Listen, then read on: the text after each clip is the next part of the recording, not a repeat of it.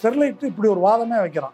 Committee ஒன்று போடுங்க, committee போய் ஊரில் விசாரிக்கட்டும். ஆனால் அந்த கமிட்டிக்கு ஒரு தமிழர் கமிட்டி தலைவராக இருக்கக்கூடாதுன்னு கேட்குறான். எவ்வளவு திமிர் இருக்கணும்! அதாவது ஸ்டெர்லைட்டால இத்தனை அயோக்கியத்தனங்களை செய்வதற்கு பொல்யூஷன் கண்ட்ரோல் போர்டு ஏற்கனவே அதிமுக ஆட்சியில் அவர்களுக்கு உடந்தையாக இருந்தது என்பது ஒரு கசப்பான உண்மை. நிலத்தடி நீரும் காற்றும் மாசுபடுவதற்கு எதிராக மக்கள் தொடர்ந்து இடையராது குரல் கொடுத்து கொண்டிருக்கும் போதே பக்கத்திலேயே செகண்ட் யூனிட் ஆரம்பிக்கலாம், ஒன்றும் பிரச்சனை இல்லைன்னு யார் அனுமதி கொடுத்தாங்க? அன்றைய அரசு தான். எந்த விதிமுறைகளையும் எதையும் அவர்கள் மதிப்பதில்லை. அதன் விளைவாகத்தான் இது மூடப்பட்டிருக்குது. அதனால கமிட்டியெல்லாம் போடக்கூடாது அப்படின்னாங்க. ஸ்டெர்லைட் ஒரு வாதம் வச்சாங்க, பொல்யூஷன் கண்ட்ரோல் போர்டு எங்களை சரியாக கட்டுப்படுத்தலை, அதனால தான் நாங்கள் கட்டுப்படலை அப்படின்னு சொன்னாங்க. ஸ்டெர்லைட் மட்டும் உங்களோட எதிரி அல்ல. ஸ்டெர்லைட்டுக்கு கோஆப்ரேட் பண்ணி எல்லா அயோக்கியத்தனங்களுக்கும் உடந்தையாக இருப்பது பொல்யூஷன் கண்ட்ரோல் போர்டு. அப்போ பொல்யூஷன் கண்ட்ரோல் போர்டை டார்கெட் பண்ணி அவன் தான் இதெல்லாம் சொன்னது. செகண்ட் யூனிட்டுக்கு போராட்டம் நடத்தணும். இந்த 7000-8000 பேரும் ஒற்றுமையாகவும் ஒழுங்கோடும் இந்த போராட்டத்தை நடத்த முடியும் என்ற மிகப்பெரிய தன்னம்பிக்கையை அவர்களுக்கே ஏற்படுத்தி கொடுத்தது. இந்த பொது நன்மைக்கு ஏற்படுகின்ற இந்த ஒற்றுமையை உடைப்பதற்கு பல சுயநலவாதிகள் எல்லா ஜாதிகள்லையும் இருக்கிறாங்க. அவங்க எனக்கு இங்கே கான்ட்ராக்ட் இருக்கு, அதனால போராட்டத்தை உடைக்கிறேன்னு சொல்ல மாட்டான். அந்த ஜாதிகாரம் இப்படி என்ன சொல்லிட்டான், இந்த ஜாதிகாரம் மதிக்கல, நம்ம ஆளுக்கு ரெப்ரசன்டேஷன் இல்லை, இப்படி ஏதாவது ஒன்று பின்னால டிவியை பார்த்து தெரிந்து கொண்ட எடப்பாடி அதுக்கப்புறமா துப்பாக்கி சொல்ற நியாயப்படுத்தி பேசினார். இந்த மாதிரி வன்முறையில் ஈடுபட்டாங்க. அருணாச்சலேசன் கூட அறிக்கையில் ஒவ்வொரு இடத்துலையும் வன்முறை நடந்தது, எப்படி ஒரு டீம் நிகழ்த்தியது, அது வீடியோ கேமராவில் பதிவாக இருக்குது. அப்படி பதிவானதை அடையாளம் இருக்குது, கண்டுபிடிங்க அப்படின்னு நான் போலீஸை கேட்டேன், சிபிஐயை கேட்டேன். ஆனால் அவங்க அடையாளம் காண மறுக்கிறார்கள். ஊர் பெரியவங்களுக்கே ஒரு ஆச்சரியம். பசங்க நம்ம சொன்னால் கேட்க மாட்டாங்க, இப்போ எப்படி கேட்குறாங்க? தாய்மார்கள் குழந்தைகளோடு வர்றாங்க சாப்பாடை கட்டி எடுத்துக்கிட்டு. அப்போ அந்த ரெஸ்பான்சிபிலிட்டி இருக்குல்ல, பொறுப்பு, தப்பு நடந்துடக்கூடாது, எல்லாரையும் பாதுகாக்க வேண்டும் என்ற பொறுப்பு வழக்கமாக கொஞ்சம் அப்படி இப்படி இருக்கக்கூடிய இளவட்டங்களுக்கு கூட அது ஏற்படுகிறது. கொஞ்சம் நகரத்தை சேர்ந்த படித்தவர்கள், இது மாதிரி வியாபாரிகள், இது மாதிரி உள்ளவங்க இவங்க கையெழுத்து போட்டு வந்துட்டாங்க, எங்கே நாங்கள் தனியாக நடத்திக்கிறோம். இந்த செய்தியை இவங்க கேள்விப்படுறாங்க, மக்கள் கேள்விப்படுறாங்க, மக்கள் கொதிச்சு போகிறாங்க. எப்படி நாம் எல்லோரும் சேர்ந்து எடுத்த முடிவை அவங்க மீற முடியும்? இதற்கிடையிலும் முதலமைச்சர் இதை பற்றி அக்கறை செலுத்தவில்லை அப்படின்றது அதிர்ச்சியாக இருக்குன்னு எழுதியிருக்கிறாங்க. சரியா? அப்போ நீங்கள் எடப்பாடி எவ்வளோ பெரிய நடிகர்ன்றதை தெரிஞ்சுக்கணும். நீங்கள் சொல்கிற அந்த விவரணைக்கு மாறாக அதை டமார்னு ஒரு வண்டியில் ட்ரம்மில் சுட்டாங்க. இதெல்லாம் பத்திரிகையாளரா? எனக்கு வாயில் வேற மாதிரி வருது. அருணாச்சலேசன் கூட அறிக்கையில் சொல்லிட்டு தெரியாதுன்ற பச்சையாக பொய் பேசுகிற. அப்போ எதை வாங்கி தின்னுட்டு இவங்கெல்லாம் மைக் வச்சுட்டு நிற்கிறான்னு தெரியல. அப்போ சவுக்கு சங்கர் மாகாயக்கா பிணத்தை வைத்து அரசியல் செய்கிறது, பாடி அடக்கம் பண்ண விடாம அது மாதிரி அவதூறு பண்ணாங்க. மனுஷனா இவங்கெல்லாம் ஏதாவது கொஞ்சம் சூடு சொரணா வெக்கமான ஏதாவது இருக்குதா? ஸ்டெர்லைட்டு மேல இவங்கெல்லாம் போய் பெட்ரோல் பம்ப் வீசினாங்கன்னு எழுதுறான். எந்த கற்பனைக்கே எட்டாத பொய்களை எழுதினாங்க. அனில் அகர்வாலுக்கும் பிஜேபிக்கும் என்ன உறவு? ஒரு எளிய உதாரணம். மோடி அங்க யூகேக்கு வந்தாக்கா அதுக்கு வரவேற்பு கொடுத்து விளம்பரம் பண்றாரு, அப்படி வரிசையா அடிக்கிட்டு போலான்னு வச்சுக்கோங்களேன். அந்த மாதிரி ஒரு உறவு அவர்களுக்கு இருக்குது. ஒரு மர்டர்ல எவிடன்ஸ் அழிக்கிறான் அல்லது மறைக்கிறான்னு வச்சுக்கோங்க, அவன் குற்றவாளியா இல்லையா? ஊடகங்கள் பூரா அந்த குற்றவாளி. மோடி அரசு நடத்துதுன்றீங்க, அகர்வால் ஆட்சி நடக்குதா? எடப்பாடி பீரியட்ல அகர்வால் எல்லாருக்கும் ஃபோன் பண்ணி கூப்பிட்டு சொல்லியிருக்காரா? எப்படி நடந்துச்சு? இது எப்படி நடந்ததுன்னு முதல்ல இது தெரியணும் நமக்கு. மாநில அரசின் அதிகாரம் பறிக்கப்படுது அப்படின்னு சொன்னா அகர்வாலுக்காக இத்தகைய பஞ்சமா பாதகங்களை இந்த மோடி அரசு செய்கிறது அப்படின்றத வெளியே கொண்டு வாங்க. மக்கள் கமிட்டி இருக்கு இல்லையா, போராட்ட கமிட்டி, மக்கள் கமிட்டி அப்படின்றது அது ஒரு வடிவம், ஜனநாயகத்தை எக்ஸசைஸ் பண்ணுறதுக்கான வடிவம். ஜனநாயக உணர்வுன்றது அதை எக்ஸசைஸ் பண்ணுற நடைமுறையின் வழியாக தான் அது அலைவாக இருக்க முடியும். அது இல்லாமல் 5 வருஷத்துக்கு ஒரு வாட்டி தான் அதை எக்ஸசைஸ் பண்ணுவோம் அப்படின்னு சொன்னால் அது இருக்காது. அரண்சை நண்பர்களுக்கு வணக்கம்.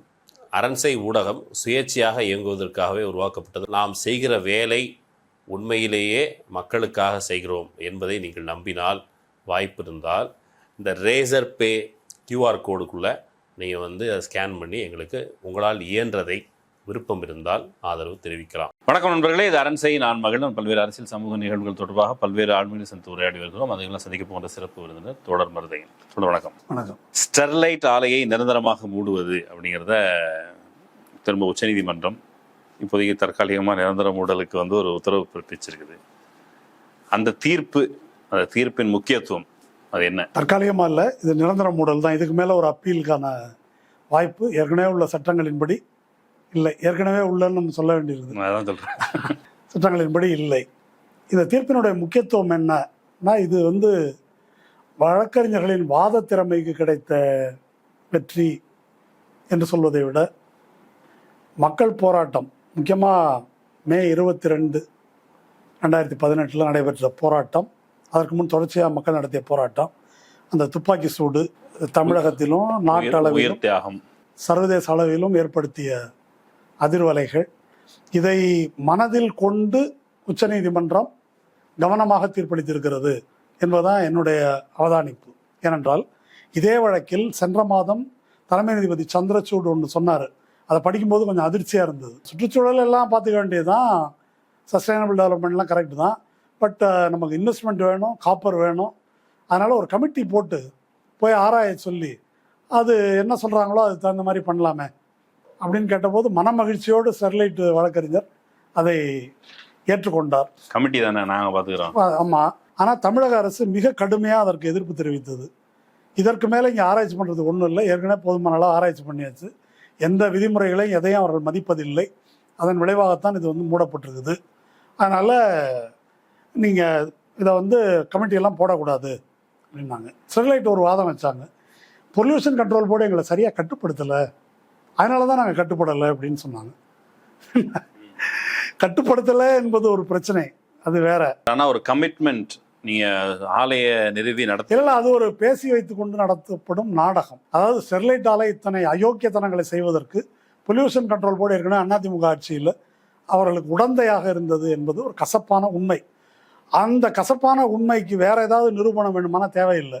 ஃபர்ஸ்ட் யூனிட்டுக்கு எதிராக, அதனுடைய பொல்யூஷனுக்கு எதிராக, நிலத்தடி நீரும் காற்றும் மாசுபடுவதற்கு எதிராக மக்கள் தொடர்ந்து இடையராது குரல் கொடுத்து கொண்டிருக்கும் போதே பக்கத்திலேயே செகண்ட் யூனிட் ஆரம்பிக்கலாம், ஒன்றும் பிரச்சனை இல்லைன்னு யார் அனுமதி கொடுத்தாங்க?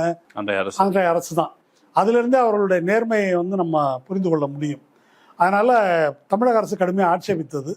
இப்போ சொல்லியிருக்கிற தீர்ப்பில் உச்சநீதிமன்றம் ஒரு வரி சொல்லியிருக்கு. ஃபுல் ஜட்ஜ்மெண்ட் நான் பார்க்கல, லைவ்லாலாம் அந்த போர்ஷனை பார்த்தேன். என்ன சொல்லியிருக்காங்கன்னா, இது மாதிரி சுற்றுச்சூழல், மக்களுடைய சுகாதாரம், இத்தனை நாளாக மக்கள் நடத்தி வருகின்ற போராட்டம், குறிப்பாக 2018 நடைபெற்ற போராட்டம், இவற்றையெல்லாம் கணக்கில் கொண்டு தான் நாம் இந்த விஷயத்தை பற்றி முடிவு பண்ணணும் அப்படின்னு உயர்நீதிமன்ற நீதிபதிகள் ரொம்ப சட்டம் பிளஸ் கிரவுண்டு பிளஸ் சட்டம் ஆர்டர் அப்படிதான் நம்ம பார்க்கணும். இந்த சட்டம் பிளஸ் கிரவுண்டு, நல்ல வக்கீலை வைத்து வாதாட வேண்டும், திறமையாக வாதிடவில்லை, வக்கீல்லாம் வைக்கணும், வாதாடணுன்றதெல்லாம் கரெக்டு. ஆனால் எது தீர்மானித்தது இல்லை. நீதிமன்றம் ஒரு தீர்ப்பை வழங்க வேண்டும் என்று சொன்னால் அது எக்ஸ்டர்னலாக உள்ள மக்கள் போராட்டத்தின் அழுத்தம் அல்லது அதிகாரத்தில் இருக்கின்ற அரசின் அழுத்தம், இதை பற்றி நம்ம சொல்ல வேண்டியதில்லை. ஓய்வு பெற்ற நீதிபதிகள், சுப்ரீம் கோர்ட் வழக்கறிஞர்கள் பல பேர் இப்போ பேசிட்டு இருக்கிறாங்க, மோடி அரசின் அழுத்தத்திற்கு எப்படியெல்லாம் நீதிமன்றங்கள் பணிகின்றன என்பதை பற்றி வரிசையாக சொல்லிட்டு இருக்கிறாங்க. அதனால் மோடி அரசின் அழுத்தத்துக்கு பணிகிறாங்க அப்படின்னா அதிகாரம் அவர்கள் கையில் இருக்கிறது, மக்கள் கையில் அதிகாரம் இல்லை. மக்கள் ஒரு பொது கருத்தின் வலிமை போராட்டத்தின் வழியாக தான் வெளிப்படுது. அந்த போராட்டத்தின் வழியாக அதை நிலைநாட்டும் போது அதற்கு எதிராக நீதிமன்றம் செல்ல வேண்டும் என்றால் அது மக்கள் நலனுக்கு எதிராக போகுது. அந்த அளவுக்கு தைரியம் நீதிமன்றத்துக்கு வரணும். வந்திருக்குது ஏற்கனவே சில சந்தர்ப்பங்களில். இந்த சந்தர்ப்பத்தில் அது வரவில்லை என்று நாம் எடுத்துக்கொள்ளலாம். இதுக்கு தொட்டு முன்னால் வந்த உதாரணம் அந்த பீரியடில் ஜல்லிக்கட்டு போராட்டத்தினுடைய தீர்ப்பு. மக்கள் போராட்டத்தின் விளைவாகத்தான் சுப்ரீம் கோர்ட் கொஞ்சம் பின்வாங்கியது. அப்படி நிறைய எக்ஸாம்பிள் சொல்லலாம். பேரறிவாளனுடைய தூக்கு இடைக்காலமாக முதல்ல நிறுத்தப்பட்டது மக்கள் போராட்டத்தின் வழியாகத்தான். அப்படி நிறைய எக்ஸாம்பிள் சொல்ல முடியும். இப்போ இந்த குறிப்பிட்ட விவகாரத்தை பொறுத்தளவுக்கு முதலமைச்சர் ஸ்டாலின் அதை வரவேற்றிருக்கிறார். நான் இப்போ தான் எடப்பாடி பழனிசாமி அவர்களுடைய ட்விட்டர் பயன்படுத்துகிறாருன்னு நம்புகிறேன். அதில் அப்படி எதையும் அறிக்கையை காணலை. ஆனால் அதே எடப்பாடி அரசாங்கம் முன்னாடி உச்சநீதிமன்றம் வரைக்கும் போய் இதை ஆலையை மூடுவது அப்படிங்கிற ஒரு நிர்பந்தம் ஏற்பட்டது. அது ஏற்பட்டது மக்கள் போராட்டம் தான். எதிர்க்கட்சிகள் பலரும் கூட மக்கள் போராட்டத்துக்கு ஆதரவு தெரிவித்த போது பாஜக, ஏடிஎம்கே இவங்க ஸ்டேட் அகேன்ஸ்டாக தான் இருந்தாங்க பெரும்பாலும். அந்த போராட்ட துப்பாக்கி சூட்டுக்கு பிறகு டிவியை பார்த்து அவர் தெரிஞ்சு விட்டதுக்கு பிறகு அந்த துயரத்தை புரிந்து கொண்டு உச்சநீதிமன்றம் வரைக்கும் அந்த அரசாங்கம் போய் ஆலை இழுத்து முடியது. எனக்கு தெரிஞ்சுக்க வேண்டியது இதெல்லாமே சட்ட ரீதியான விவரங்கள். இந்த போராட்டத்தினுடைய முக்கியத்துவம், போராட்டம் எங்கிருந்து தொடங்கியது, இப்போ இவ்வளோ பெரிய போராட்டம் கடைசியில் உயிரிழப்பில் முடிஞ்சதுனாலும் ஒரு கரு இருந்துக்குள்ள எங்கிருந்து இது போராட்டம் கரு கொண்டது? போராட்டத்துக்கு ஒரு நீண்ட நெடிய வரலாறு இருக்குது, 20 ஆண்டுகளுக்கு மேற்பட்ட வரலாறு இருக்குது. பட் இந்த செஷன் அந்த போராட்ட வரலாறுகள்லாம் இருக்கு இல்லையா, அது ஏற்கனவே உயர்நீதிமன்றம் வந்து மூடணும்னு தீர்ப்பளித்து அவங்க உச்சநீதிமன்றத்தில் போய் 100 கோடி ரூபா ஃபைனு, சில கட்டுப்பாடுகள், திரும்ப திறக்கலாம் உச்சநீதிமன்றம் தீர்ப்பளித்திருக்குது. இந்த இது வந்து இந்த 2வது யூனிட் தொடங்குறத ஒட்டி குமரெட்டியாபுரம் என்ற கிராமத்தில் தொடங்குகின்ற போராட்டம் இது. அது ரொம்ப ஒரு இன்சிக்னிஃபிகண்ட்னு சொல்றது இல்லை, ஒரு கிராமத்தில் ஒரு மரத்தடியில் கொஞ்சம் பேர் உட்காந்துருக்குறாங்க. இப்படி தான் அது ஆரம்பிக்குது. அது ஏன் முக்கியத்துவம் பெற்றது அன்னைக்கு பல பேரும் போய் பார்த்தாங்க, எல்லா கட்சி தலைவரும். ஏன் என்று சொன்னால் அன்றைக்கு தமிழகமே போர்க்கோலம் போட்டிருந்தது. பல பிரச்சனை, இந்த பக்கம் ஜல்லிக்கட்டு, அங்கே எண்ணெய் எரிவாயு எடுப்பதற்கான தமிழகமே போர்க்களமாக இருந்தது, பல்வேறு போராட்டங்கள் அப்படி இருந்தது. அப்போ தமிழ்நாட்டினுடைய மூடு இருக்கு இல்லையா, அது வந்து அந்த மாதிரி ஒரு மூடில் இருந்தது. அப்போ அந்த போராட்டத்தில் மக்கள் உட்காந்துருக்குறாங்க. முதல்ல அது தொடங்கியது இந்த ஆலையால் பாதிக்கப்படுகின்ற அல்லது 2வது யூனிட்டால் பாதிக்கப்பட இருக்கின்ற 10-15 கிராமம், ஒரு சில கிராமங்கள், அப்புறம் 10-15 கிராமங்கள். டவுன் வந்து அதுக்குள்ளே வரல.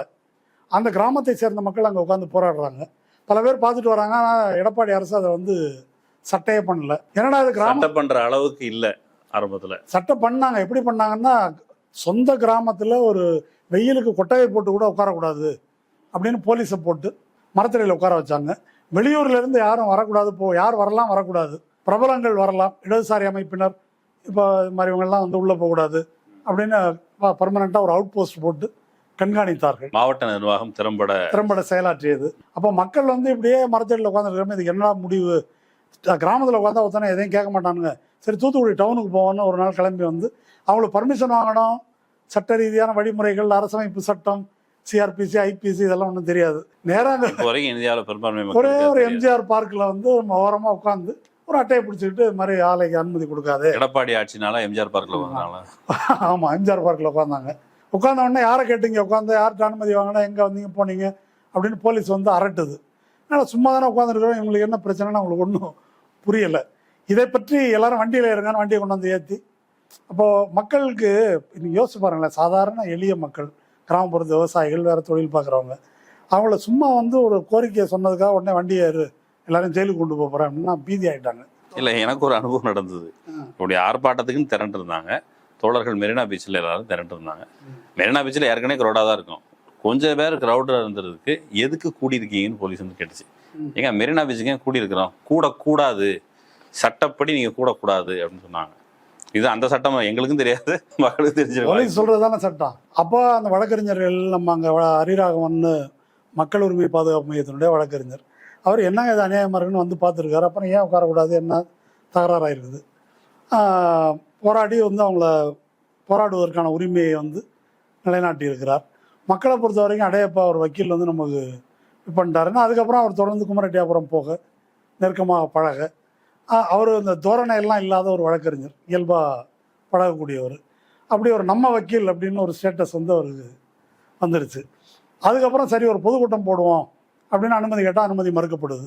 அதாவது மதுரையில் வந்து உயர்நீதிமன்றத்தில் ஒரு இந்த அமைப்பு பிஆர்பிசி அதனுடைய மாநில ஒருங்கிணைப்பாளர் தோழர் வழக்கறிஞர் வாஞ்சிநாதன், அவர் தான் ரிட்டு ஃபைல் பண்ணி அனுமதி பெற்றுத்தாரு, வாங்கி கொடுத்துட்டாரு. சரி நீங்களும் வந்து பேசுங்க. மெல்ல மெல்ல மக்களுக்கு சர்வகட்சி கூட்டம் தான், எல்லாரும் பேசுகிறாரு, அதெல்லாம் முடியுது. முடிஞ்ச நாள் போயப்பறம் 2 வழக்கறிஞர்லாம் பழக்கமாகறாங்க. பழக்கமான பிறகு நீங்களே தலைமை தாங்கி எங்களை நடத்துங்க அப்படின்னாங்க. ஏங்க அதெல்லாம் இல்லை, நாங்கள்லாம் தலைமை தாங்க முடியாது. இல்லை பல பேர் இந்த 20 வருஷத்தில் பொட்டி வாங்கிட்டு போயிட்டான். இந்த பொட்டி வாங்கிட்டு போயிட்டான்றது தூத்துக்குடியில் ரொம்ப ஒரு ஸ்டெர்லைட்டுக்கிட்ட பொட்டி வாங்குதல் அப்படின்றது ஒரு யாரை கேட்டாலும் சொல்லுவாங்க. அது இந்திய பண்பாட்டின் ஒரு அம்சம். 20 ஆண்டுகளில் பலர் அப்படி வாங்கியிருக்கிறாங்க. நமக்கு குறிப்பான டேட்டா தெரியல தவிர மக்களை கேட்டால் விவரமாக சொல்லுவாங்க. அதில் என்ன ப்ராப்ளம் அப்படின்னு கேட்டால், இப்போ தலைவர்கள் பெட்டி வாங்கிட்டாங்கன்றது மட்டும் இல்லை, அது ஒரு ஆலை. அந்த ஆலையினால பொருளாதாரம் வந்து இயங்குது. அதில் வந்து அங்கே டிரான்ஸ்போர்ட் லோடு அடிக்கிறவங்க, ரோடை வெளியே எடுத்துகிட்டு போகிறவங்க, அல்லது ஸ்கிராப் எடுக்கிறவங்க, வெவ்வேறு வகையில் வேலை வாய்ப்பு பெற்றவர்கள். ஆமாம், அப்படி கான்ட்ராக்ட் வந்து இது பல கட்சிக்காரர்களுக்கும் இருக்குது. அப்படி வந்து தொப்புள் கொடி உறவில் வந்து பல கட்சிக்காரர்களும் இணைக்கப்பட்டிருக்கிறாங்க. அதில் ஆதாயம் பெற்றவர்கள் அவங்க. அப்போ அதை மக்கள் வந்து தலைவர் தான் பொட்டி வாங்கிட்டாருன்னு சொல்லலாம், எப்படி வேணால் சொல்லிக்கலாம். அந்த தரவுகள் பூரா மக்கள்கிட்ட நீங்கள் கேட்டாக்கா தெரிஞ்சுக்கலாம். ஏதோ வேலை பொட்டி உழவு இருக்குது. ஆமாம், அப்போ யாரையும் நம்ப முடியல, அதனால் நீங்கள் செய்யுங்க. அப்போ நாங்கள் வாங்க மாட்டோன்னு எப்படி நம்புறீங்க, எங்களை 15 நாளாக தானே உங்களுக்கு தெரியும், 1 மாதமாக தெரியும் அப்படின்னு அவங்க சொல்கிறாங்க. என்னங்க எப்படி சொல்கிறீங்க அப்படின்னு அவங்க கேட்குறாங்க. ஆமாங்க, யார் என்னன்னு தெரியாமல் தலைமை தாங்கலாம் சொல்லாதீங்க. அதனால் நீங்களே வழி நடத்த முடியும். உங்களுக்கு என்னத்துக்கு வெளியே இருந்து ஒரு தலைவர்? அதனால் ஒரு மக்கள் கமிட்டி என்று ஒன்றை ஏற்படுத்துங்கள் கிராமங்களில். அதில் இது என்ன இருந்தாலும் ஒரு சாதிய சமூகம், இது எல்லா சாதிகளுக்கும் ரெப்ரசன்டேஷன் இருக்கிற மாதிரி ஒரு கிராமத்தில் அப்படி ஒரு 5 பேர் 7 பேர் கொண்ட பிரதிநிதிகள் கொண்ட ஒரு கமிட்டியை உருவாக்குங்க. அந்த கமிட்டி வந்து என்ன செய்கிறது, போராட்டத்தை என்ன பண்ணணும்னு முடிவு செய்யட்டும் அப்படின்னு சொல்கிறாங்க. ஆமாம், கமிட்டிக்காரன்லாம் நம்ப முடியாது, அவன்லாம் பொட்டி வாங்கிட்டு போயிடுவான் அடுத்தது. அப்படி பார்த்தா அதுக்கு ஒரு முடிவே கிடையாது. அப்போ கமிட்டியில் வந்து என்ன பேசணும், அவங்க ஏதாவது ஒரு கமிட்டிக்கு கமிட் ஆகணும். அதை ஊர் மக்களை கூட்டி அது சொல்கிற முடிவை தான் அவங்க செய்யணும் அப்படின்னு பண்ணுங்க. இப்படி 15 கிராமங்களில் மக்கள் கமிட்டி அமைக்கப்பட்டது, சுற்றுவட்டார. அவங்களெல்லாம் சேர்ந்து ஸ்டெர்லைட் எதிர்ப்பு கிராம மக்கள் கமிட்டி அப்படின்னு ஒரு ஃபார்மேஷன் கொண்டு வராங்க. அப்போது நகரம் தனியாக இருக்குது. அதற்கு பிறகு இதை பார்த்து நகரத்துலேயும் அந்த மாதிரி கமிட்டிகள் அமைக்கப்படுது. அப்போ என்ன செய்யறது அப்படின்னு இது வந்து ஒரு ஆர்டர் மாதிரி எனக்கு இருக்குது. முதல்ல அந்த மக்களுக்கு ஒரு விழிப்புணர்வு ஏற்படுகிறது, கற்பிக்கப்படுகிறது. போராட்டத்தின் வழியாக மக்கள் ஒன்று சேர்ந்திருக்கிறாங்க. ஆமா, ஆர்டர். கற்பித்தல் எதை கற்பித்திருக்கிறோம் அப்படின்னு சொன்னாக்கா, இந்த பொதுவாக இப்போ அடிக்கடி எம்பவர்மெண்ட்னு ஒரு வார்த்தையை பயன்படுத்துறாங்க. எம்பவரிங்னா என்ன? பெண்ணுக்கு வேலை வாங்கி கொடுத்தா எம்பவர்மெண்ட், இல்லைன்னா ஒரு 1000 ரூபா பணம் கொடுத்தா எம்பவர்மெண்ட். அது அல்ல எம்பவர்மெண்ட். மக்கள் வந்து பவருக்கு அடிபணிபவர்களாக இருக்கிறாங்க. கட்சியினுடைய பவருக்கு, அதிகாரி போலீஸோட பவருக்கு, அல்லது தலைவர்களுடைய பவருக்கு. தொழிற்சங்க தலைவராக இருந்தால் கூட தலைவருக்கு தான் தெரியும் எல்லாம் அப்படின்னு பவருக்கு அடிபணி வரல. கம்யூனிஸ்ட் என்று சொல்லப்படுபவர்களுடைய வேலை என்னவென்றால், மக்களை வந்து தாங்களே நிர்வாகம் செய்து கொள்ள முடியும். ஒரு எக்ஸ்டர்னல் ஃபோர்ஸ் வந்து தங்கள் மீது அதிகாரம் செலுத்த வேண்டிய அவசியம் இல்லை. மக்களை அதிகாரப்படுத்துதல் அப்படின்றது தான். சுயமரியாதை என்ற சொல்லுக்கு வெறும் மரியாதை மட்டும் இல்லை, இதுவும் சேர்ந்தது தான் அது. இதை வந்து சொல்லி கொடுக்குறாங்க. இது வந்து அந்த தோழர்களுடைய முக்கியமான கான்ட்ரிபியூஷன். இது எவ்வளவு நாளைக்கு முன்னால இந்த கடைசி இன்சிடென்ட் துப்பாக்கி சூடு நடக்கிறது எவ்வளவு நாளைக்கு முன்னால நடக்குது? இப்போ 2018 மே 22ஆம் தேதி அவங்க உட்காந்து ஒரு 10-15 நாள் 30 நாளைக்கு அப்புறம் தான் அவங்க இங்கே வர்றாங்க. அப்போலேருந்து தொடங்கியதுன்னு வந்து எடுத்து 100வது நாள் தான் இந்த போராட்டம் அப்படி வச்சுக்கலாம். அப்போது வந்து ஸ்டெர்லைட் மட்டும் உங்களோட எதிரி அல்ல. ஸ்டெர்லைட்டுக்கு கோஆப்ரேட் பண்ணி எல்லா அயோக்கியத்தனங்களுக்கும் உடந்தையாக இருப்பது பொல்யூஷன் கண்ட்ரோல் போர்டு. அப்போ பொல்யூஷன் கண்ட்ரோல் போர்டை டார்கெட் பண்ணி அவன் தான் இதெல்லாம் சொன்னது, செகண்ட் யூனிட்டுக்கு போராட்டம் நடத்தணும் அப்படின்னு சொல்லிட்டு முன் வைக்கிறாங்க. பல 1000 பேர் திரண்டு இவங்களும் போகிறாங்க. இந்த வழக்கறிஞர்கள் 2 பேரும் போய் பொல்யூஷன் கண்ட்ரோல் போர்டுக்கு எதிராக போராட்டம், அது வழக்கு பதிவு செய்கிறாங்க. அதில் மக்களுக்கு என்ன சந்தோஷம் அப்படின்னாக்கா, யாரும் எதுக்கும் கட்டுப்படாமல் மக்களுக்கு போராட்டம் நடத்துறதுல ஒரு பயம் என்னன்னு சொல்கிறேன். அதில் கிட்டத்தட்ட ஒரு 7-8 பேர் மக்கள் வராங்க. யாராவது கல்லை விட்டு எறிஞ்சு எதையாவது அடித்து நொறுக்கிட்டு கேஸ் ஆகி எல்லாரும் உள்ளே போயிட்டோம்னா, இந்த 7000-8000 பேரும் ஒற்றுமையாகவும் ஒழுங்கோடும் இந்த போராட்டத்தை நடத்த முடியும் என்ற மிகப்பெரிய தன்னம்பிக்கையை வந்து அவர்களுக்கே ஏற்படுத்தி கொடுத்தது. அந்த ப்ராசஸ் ஏற்படுத்தி. இந்த புராண கதையில சொல்லுவாங்களா, அனுமாருக்கு தன் பலம் தெரியாதுன்னு சொல்லுவாங்க. அந்த மாதிரி மக்களுக்கும் வந்து தன் பலம் என்பது தெரியாது. தங்களுடைய வலிமையை ரியலைஸ் பண்ணிக்கிட்ட முதல் தருணம் அது. இப்போ நீங்கள் ஏற்கனவே சொன்னீங்களா, சாதி கடந்து கமிட்டி அமைக்கப்பட்டது. ஒரு சாதிக்கு இன்னொரு சாதி மேல நம்பிக்கை இல்லாமல் இருப்பது, வெறுப்பது அப்படிங்கிறது சாதி அமைப்பினுடைய பண்பு. ஆனா இந்த 100 நாள் ப்ராசஸ்ல இவ்வளோ பெரிய திரள், நீங்க 7000 பேர் 8000 பேர் சொல்றீங்க. யாராவது ஒரு தலைவர் இன்னொரு ஜாதிக்காரர் கொஞ்சம் முன்னிலைப்படுத்தப்படுகிறாருன்னா இன்னொரு ஜாதிக்காரன் கல்லெடுத்து எரிஞ்சு அதை ஒரு இஷ்யூவா மாத்துறதுக்கான வாய்ப்புகள் கூட இருந்தது. ஆனா ஒரு கோஆர்டினேஷன், பரஸ்பர நம்பிக்கை, சாதி கடந்த நம்பிக்கை அப்படிங்கிறது 100 நாள் ப்ராசஸில் அது வந்து மெல்ல மெல்ல இவால்வ் ஆயிருக்குது. அது சாதிய சமூகத்தில் மிக மிக முக்கியமான வர்க்க ஒற்றுமை அப்படிங்கிற அளவில் அது வந்து ஒரு ப்ராசஸில் நடந்திருக்குது. ஆனால் அந்த 100வது நாள், இந்த நாளை எட்டுறதுக்கு முன்னாடி இப்போ வழக்கறிஞர்கள்லாம் கோஆர்டினேட் பண்ணிட்டு இருந்திருக்கலாம். போகலாம், நகரத்துக்கு போய் நம்ம வந்து இங்கே அரசு அலுவலகத்தை போய் முற்றுகையிடலாம் அப்படிங்கிற ஒரு முடிவு அப்படிங்கிறது ஒரு ஃபார்ஃப்ளெட்ஜ் முடிவு தான். முன்னாடி போய் உட்காந்துருக்குறாங்க, போலீஸ் பிடிச்சி உள்ளதுக்கு போட்டிருக்குது, வண்டியில் ஏற்றி இருக்குது. அதை மீறி அவங்க மீட்டு இப்போ வந்து இது செகண்ட் ஷிஃப்ட் மாதிரி திரும்ப நம்ம போகிறாங்க. அப்படிங்கும்போது இந்த முறை அவங்களுக்கு முதல்ல இருந்ததை விட கூடுதல் நம்பிக்கை தந்தது எது? எந்த ஃபேக்டர் நம்பிக்கையாக மாறிச்சு? ஜாதி பற்றி நீங்கள் சொன்னதுனால சொல்கிறேன். ஸ்டெர்லைட் வந்து இத்தனை நாள் இந்த போராட்டத்தை பிளவுபடுத்த முடிந்ததற்கு 2 முக்கிய காரணங்கள் இருக்குது. ஒன்று, ஆலையை சுற்றி இருக்கிறது கிராமங்கள். பாதிப்பு அந்த ஏரியா ஃபுல்லாக இருக்குது, நகரம் உள்ளிட்டு. ஆனால் கிராமங்களும் நகரங்களும் ஏற்கனவே பிரிஞ்சு தான் இருக்குது, அது நமக்கு தெரியும். 2வது, அங்கே கூடுதலாக இன்னொரு விசேஷம் என்னன்னாக்கா, மீனவர்களும் மெயின்லேண்ட் மக்களும். மீனவர்கள் வந்து பெரும்பாலும் கிறிஸ்தவ சமுதாயத்தை சேர்ந்தவர்கள், மதத்தை சேர்ந்தவர்கள். இவங்க வந்து நாடார் மற்றும் பிற சமூகத்தினர். நாடார்லேயும் கிறிஸ்டின்ங்க இருக்கிறாங்க. அப்போது இந்த வேறுபாடு இருக்கு இல்லையா, மீனவர்களுக்கும் இவர்களுக்கும் இடையில இருக்கிற வேறுபாடு. கன்னியாகுமரியா சுற்றுவட்டார பகுதிகளில் சங்கிகள் செய்த வேலை, அதையும் பழைய மண்டைக்காடு அதை நினைவுபடுத்திக்கலாம். இன்னை வரைக்கும் அது கண்டினியூ ஆகுது அந்த வேலைகள் குமரி மாவட்டத்தில். அப்போது இந்த டிவிஷன் வந்து கூடங்குளத்தில் இடிந்தகரை போராட்டத்திலையும் இருக்குது. இடிந்தகரையிலும் மீனவர்கள் தான் போராட்டத்தை தொடங்குறாங்க. முதல்ல நீங்கள் அணு உலை தொடங்கும் போது மெயின்லேண்டில் இருக்கக்கூடியவர்கள் இருக்காங்க இல்லையா, அவங்க வந்து கான்ட்ராக்டு வேலை வாய்ப்பு அதுக்காக அதற்கு ஆதரவாக இருக்கிறாங்க. அதுக்கப்புறம் இந்த எதிர்ப்பு போராட்டத்துக்கு பைய தான் வராங்க, ஒரு எதிர்நிலையில் தான் இருக்கிறாங்க. ஆனால் நீங்கள் ஃபைனலாக இந்த போராட்டம் நடைபெற்ற போது ஒரே நேரத்தில் கடற்கரையிலும் கூடங்குளம் நகரிலும் நடந்தது, துப்பாக்கி சூடு நடந்தது, அதெல்லாம் நம்ம எல்லாரும் பார்த்தோம். அந்த பக்கம் மீனவர் சமூகத்தினர், இந்த பக்கம் பெரும்பாலும் நாடார் சமூகத்தினர் மற்றும் பிற சமூகத்தினர் போராடியதை வந்து பார்த்தோம். பட்டியல் சாதியினர், பிற சாதி எல்லாரும் இருந்தாங்க. இப்போ இங்கேயும் அதே தான். இப்போது இதில் ஒரு பாயிண்ட் என்ன அப்படின்னு சொன்னாக்கா, இந்த சாதிகளை பொறுத்த வரைக்கும் ஒரு சாதி உணர்வை கைவிட வேண்டும் அல்லது சாதி ஆதிக்க உணர்வை கைவிட வேண்டும். எதுக்காக கைவிட வேண்டும்? சாதி ஆதிக்க உணர்வினால் ஆதாயம் பெறுகின்ற ஒரு ஜாதி. இப்போ காஸ்ட் இந்து தலித்தை வந்து ஏன் சமமாக நடத்தணும்? ஒன்றும் ஆதாயம் பெறலை, நேரடியாக மெட்டீரியலான ஆதாயம் இல்லைன்னாலும் அப்படி மேலே உட்காந்து தோரணையாக பேசுவதோ டேன்னு கூப்பிடுறதோ அதில் வந்து ஒரு ஆன்மீக ஆதாயம் இருக்குன்னு சொல்லலாம், மேலாண்மை இருக்குன்னு சொல்லலாம். இப்போ இதை கைவிடணும் அப்படின்னு சொன்னாக்கா ஒரு கருத்து ரீதியாக சொல்லி புரிந்து கொண்டு கைவிடுபவர்கள் அது ஒரு மைனாரிட்டி. அதுதான் முற்போக்கு அரசியல், திராவிட இயக்க அரசியல், அந்த மாதிரி இதுக்கு வர்றவங்க பரப்புரையின் வழியாக இதை வந்து அவங்க சாதி கெட்டது விட்டுவாங்க. ஆமாம். அப்போ சாதியை கைவிடுவது அவர்களுடைய நலனுக்கு தேவை, அவங்களுடைய இன்ட்ரெஸ்ட்டுக்கு தேவை. அந்த நலன் என்பது என்ன? அது தொழிலாளி வர்க்க போராட்டத்தில் ஒரு பொது கோரிக்கைக்கான போராட்டமாக இருக்கலாம். இப்போ இங்கே வந்து சுவாச காற்றை காப்பாற்றிக் கொள்வதற்கு, நிலத்தடி நீரை காப்பாற்றிக் கொள்வதற்கு, நோய்களிலிருந்து தங்களை பாதுகாத்துக் கொள்வதற்கு, இப்படி பல இது கண் முன்னால் பார்க்குறாங்க. அப்போது இதில் வந்து அவங்களுக்கு ஒரு பொது நோக்கம், பொது நன்மை ஒன்று வருது. இதற்கு இடையில் இந்த பொது நன்மைக்கு ஏற்படுகின்ற இந்த ஒற்றுமையை உடைப்பதற்கு பல சுயநலவாதிகள் எல்லா ஜாதிகள்லையும் இருக்கிறாங்க. அவங்க வந்து எனக்கு இங்கே கான்ட்ராக்ட் இருக்குது அதனால போராட்டத்தை உடைக்கிறேன்னு சொல்ல மாட்டான். அந்த ஜாதிகாரன் இப்படி என்ன சொல்லிட்டான், இந்த ஜாதிகாரம் மதிக்கல, நம்மளுக்கு ரெப்ரசன்டேஷன் இல்லை, இப்படி ஏதாவது ஒன்று. அப்போ இது எதுவும் எடுபடாத ஒரு நிலை வந்து இந்த ப்ராசஸில் வந்தது. அந்த தோழமை என்பது எவால்வ் ஆகி வர்றது. நம்ம ஜல்லிக்கட்டு போராட்டத்தில் சில அபூர்வமான காட்சிகளை மெரினாலேயே நம்ம பார்த்தோம். அது என்னன்னாக்கா எங்கேயும் போலீஸ் இல்லை, பல நாட்களுக்கு போலீஸ் இல்லை. ஆனால் ஒரு சைக்கிள் கூட திருட்டு போகல, ஒரு 2 வீலர் திருட்டு போகல. பெண்கள்லாம் நடுராத்திரி உட்காந்துருந்தாங்க. பெண்களுக்கு எதிராக ஒரு சின்ன தொந்தரவு கூட ஏற்படவில்லை. போலீஸ் இல்லை, இந்த போலீஸ் இல்லை ஆனால் ஒழுங்கு நிலவுகிறது, போலீஸ் இல்லை ஆனால் மக்களிடம் கட்டுப்பாடு நிலவுகிறது. இதை பேசுனது தான் போலீஸுக்கு ரொம்ப பிரச்சனை ஆயிடுச்சு. அப்போ போலீஸ் நமக்கு தேவையில்லை என்பது இந்த மெரினா போராட்டத்தில் வந்து மிக முக்கியமான அதன் விளைவாக தான் கடைசியில் அடிச்சு நொறுக்கி ஏன் நாங்கள் தேவை அப்படின்றத போலீஸார் வந்து உணர்த்தினாங்க.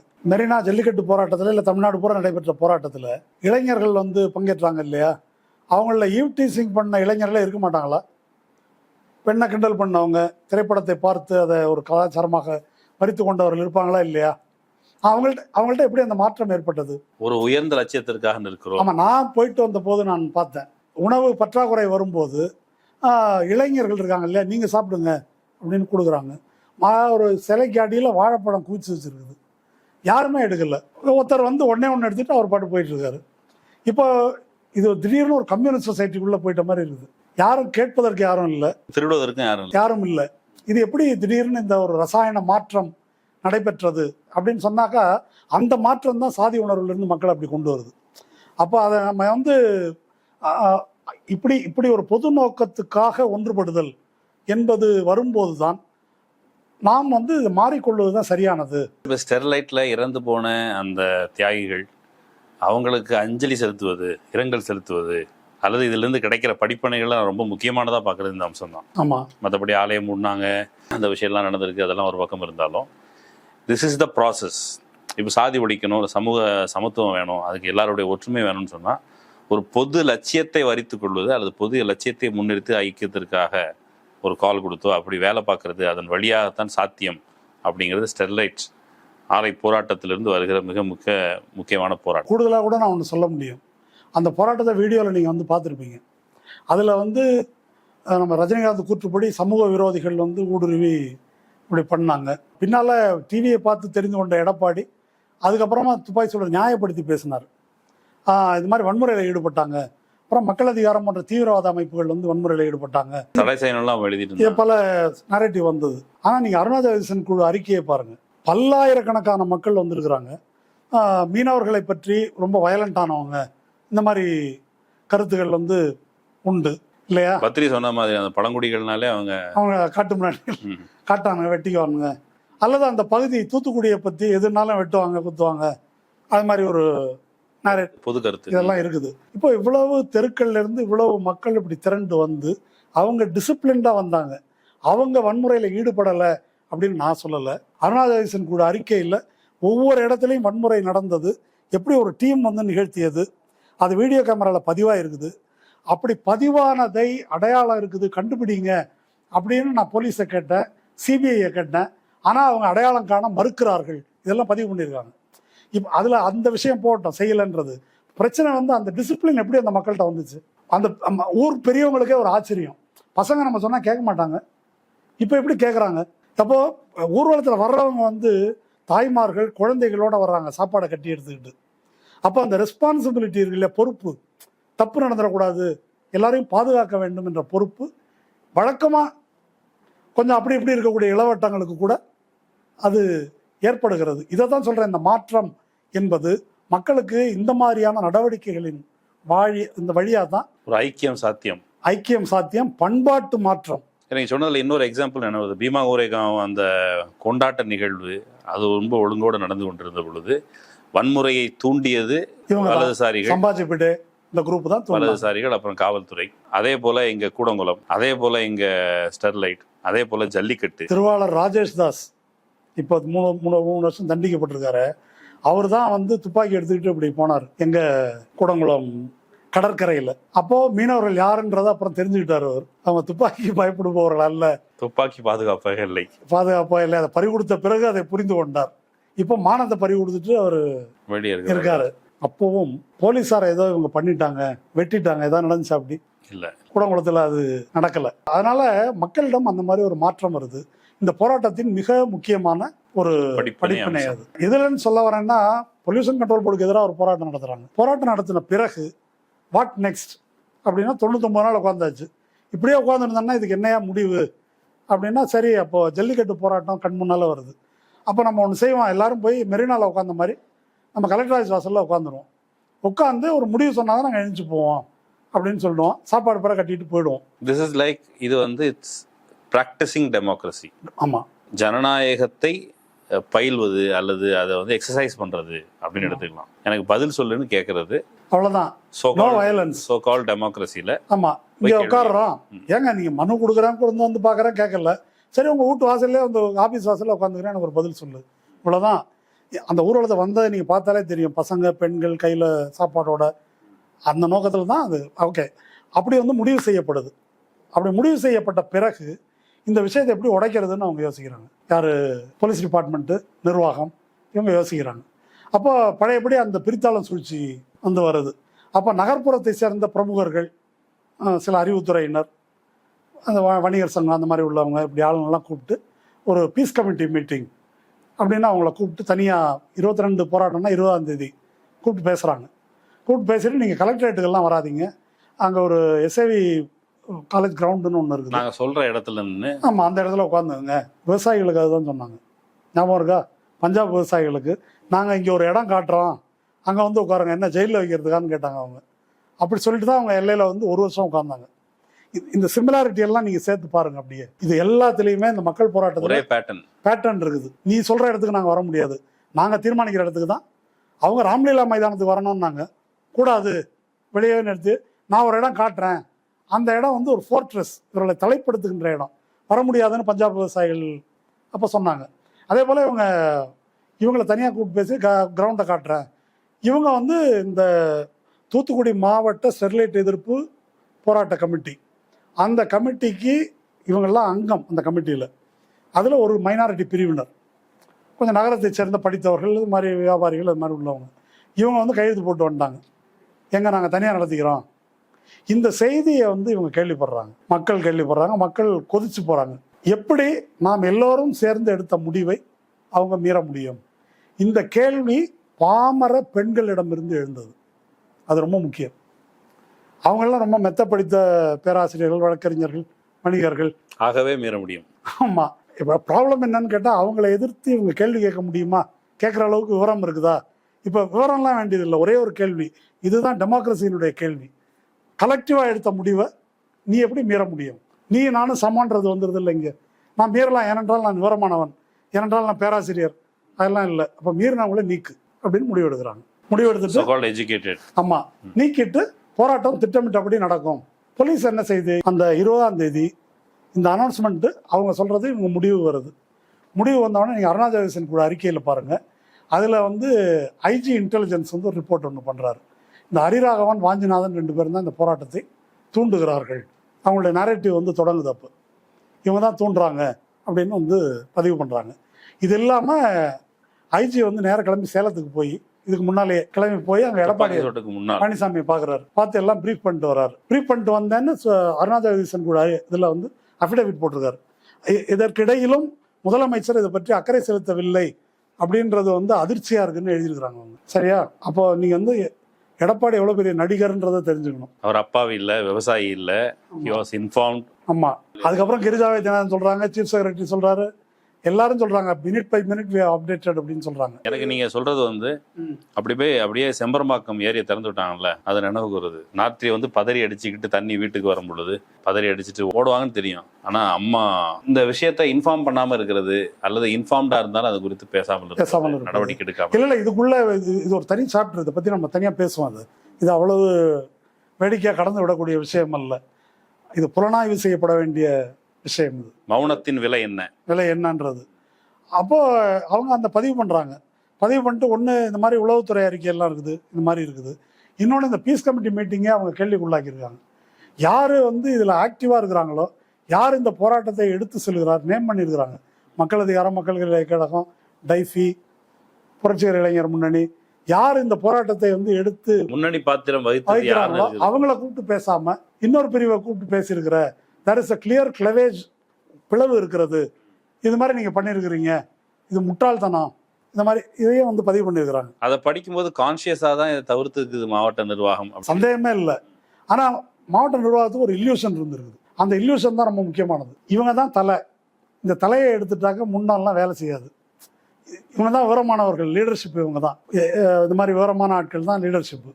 இவங்க ஒன்றும் பிரச்சனை இல்லை. இந்த மாதிரி ட்ரபிள்சம் எலிமெண்ட்ஸ் இருக்காங்கல்ல, யார் வாஞ்சிநாதன், ஹரிராகவன், மக்கள் அதிகாரம், இவங்களை தூக்கி உள்ளே வச்சிடலாம் ப்ரிவென்டிவ்ல. இவங்கள இப்படி பண்ணிடலாம், இவங்களை தூக்கி உள்ளே வச்சுட்டா மக்கள் வந்து ஒன்றும் அதை தாண்டி ஒன்றும் வந்துடாது அப்படின்றது அவங்களுடைய திட்டம். ப்ரிவென்டிவ்ல பல தோழர்களை கைது பண்ணாங்க. அஃப்கோர்ஸ் இவங்க 2 பேரும் கைதாகலை, மக்கள் பாதுகாத்தாங்க. ஆனால் அவங்க நினச்ச மாதிரி இல்லை, மக்கள் வந்து ஸ்பான்டேனியஸாக வந்தாங்க. அது அந்த வீடியோக்களை அன்னைக்கு எந்த காட்சிகள் தொலைக்காட்சியில் வந்ததே பார்த்தா தெரியும். பனிமய மாதா கோயிலை நோக்கி திரளா ஒரு திருவிழாவுக்கு வர்ற மாதிரி மக்கள் வெவ்வேறு தெருக்களில் எடுத்துக்கிட்டு வெவ்வேறு தெருக்களில் இருந்து வந்து அப்படி அசம்பிள் ஆனாங்க. அப்போ இவங்க போட்டு வச்சிருந்த பேரிகேட்லாம் சும்மா அப்படி இந்த என்ன சொல்றது, புயலில் தூக்கி அடிக்கும் இல்லையா, அந்த மாதிரி தூக்கி எறிஞ்சிட்டு வந்து வருது. குறுக்க வேனை நிறுத்துறாங்க, இந்த மாதிரி வன்முறைகளை கட்டவிழ்த்து விடுறாங்க. அப்புறம் இந்த ஃபயரிங் நடக்குது. ஃபயரிங் கலெக்டரேட் வாசலில் தான் நடக்குதுன்றது இல்லை, திரேஸ்புரத்தில் நடக்குது. அங்கே ஒரு பெண்மணி சும்மா இருந்தவங்களை வந்து துப்பாக்கியால் சுட்டுக் கொள்றாங்க. இவங்க இந்த பக்கம் முதுகு பக்கத்துல இருந்து சுட்டுக் கொள்றாங்க. இவங்கள டார்கெட்டட் கில்லிங். புரட்சிகர இளைஞர் முன்னணி தோழர் தமிழரசன், விவசாயிகளோட மக்கள் அதிகாரம் தோழர் இவர் ஜெயராமன், க்ளோஸ் ரேஞ்சில் அப்படின்னு இருந்தது டார்கெட்டட் கில்லிங். அவரெல்லாம் வந்து மூளை பூரா பெல்லட்ஸ் உள்ள. அவர் 2 நாள் மருத்துவமனையில் இருந்து தான் இறந்து போனார். ஆனால் இதே இப்போ வந்து தமிழ்நாடு திரும்ப மறந்துட்டு இருக்கிறது. நீங்கள் சொல்கிற அந்த விவரணைக்கு மாறாக அது வந்து டமார்னு ஒரு வண்டியில் ட்ரம்மில் சுட்டாங்க, அது ஒரு பயிற்சி, அது வந்து அந்த ஸ்டில் லேர்னிங்ங்கிற மாதிரி. அது அந்த டமார்காரருடைய கூற்று இன்னுமா செல்வாக்கு செலுத்தல. Has been given free pass.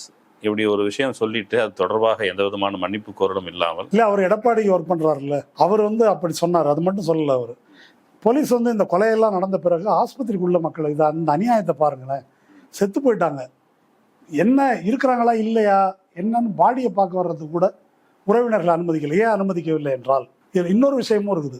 பொதுவாக இந்த ஃபயரிங் நடந்துச்சு வித்துனாக்கா உடனே போலீஸே தூக்கி போட்டு ஆம்புலன்ஸில் ஆஸ்பத்திரி கொண்டு போவாங்க. ஒரு பாடியை கூட போலீஸ் எடுக்கலை. எல்லாத்தையும் 2 வீலரில் தூக்கி போட்டுட்டு போகிற காட்சி இருக்கு இல்லையா, இந்த கன்றாவியான காட்சியெல்லாம் வந்து பார்த்தோம். தோளில் தூக்கிட்டு போகிறதெல்லாம் நடந்துச்சு. அப்படி கொண்டு போனாங்க. அதை வந்து ஹாஸ்பிட்டலில் கொண்டு போய் வைத்த பிறகு மருத்துவமனைக்குள்ளே இவர்களை விடலை. அங்கே வந்து போலீஸார், ஆயுதமேந்திய போலீஸார், கெடுபிடி இதெல்லாம் இருந்தது.